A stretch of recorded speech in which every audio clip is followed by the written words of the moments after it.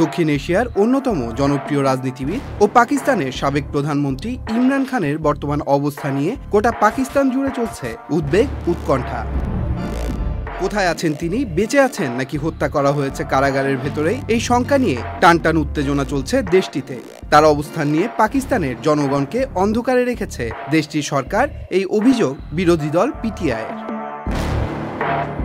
গত সপ্তাহে ইমরান খানের বোন উজরা খান, নেরিন খান, নিয়াজি সহ ইমরান খানের দল পিটিআইয়ের বেশ কয়েকজন সদস্য কারাগারের বাইরে জড়ো হন। পুলিশ তাদের সহিংসভাবে আটক করেছে বলে জানায় পিটিআই। দেখা করতে দেয়া হয়নি ইমরান খানের সাথে, যদিও আদিওয়ালা কারাগারের কর্তৃপক্ষ এক বিবৃতিতে বলেছে কারাগার থেকে ইমরান খানকে স্থানান্তর সম্পর্কিত কোনো খবর সত্য নয়। তিনি সম্পূর্ণ সুস্থ আছেন এবং প্রয়োজনীয় চিকিৎসা সেবা পাচ্ছেন। তবে তাদের এই কথায় খুব বেশি সন্তুষ্ট ছিল না পিটিআই এবং ইমরান সমর্থকেরা, আর তাই ইমরান খানের পক্ষে বিক্ষোভ ও মিছিলে নামে তার দল পিটিআই এবং সমর্থকেরা। বিষয়টিকে সামনে রেখে পিটিআইয়ের ঘোষিত বিক্ষোভ ঠেকাতে রাওয়ালপিন্ডির পর ইসলামাবাদে 144 ধারা জারি করে স্থানীয় প্রশাসন।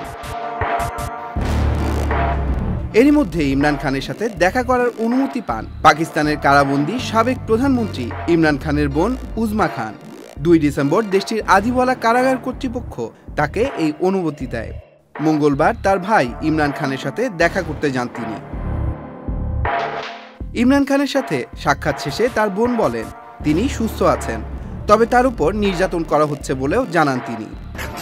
আলহামদুলিল্লাহ ঠিক আছে, মগর যহি वो बड़े गुस्से में थे, कहते हैं कि हमें ये मेंटल टॉर्चर कर रहे हैं। এর আগে পিটিআই মুখপাত্র জুলফিকার বুখারী বলেছেন 4 নভেম্বরের পর থেকে কেউ ইমরান খানকে দেখেনি এবং সাক্ষাতের অনুমতি না দেয়ায় কোনো কারণও জানানো হয়নি। প্রাক্তন প্রধানমন্ত্রী হিসেবে তার মর্যাদা থাকা সত্ত্বেও তাকে দেখা এবং চিকিৎসা সহায়তা থেকে বঞ্চিত করা হচ্ছে।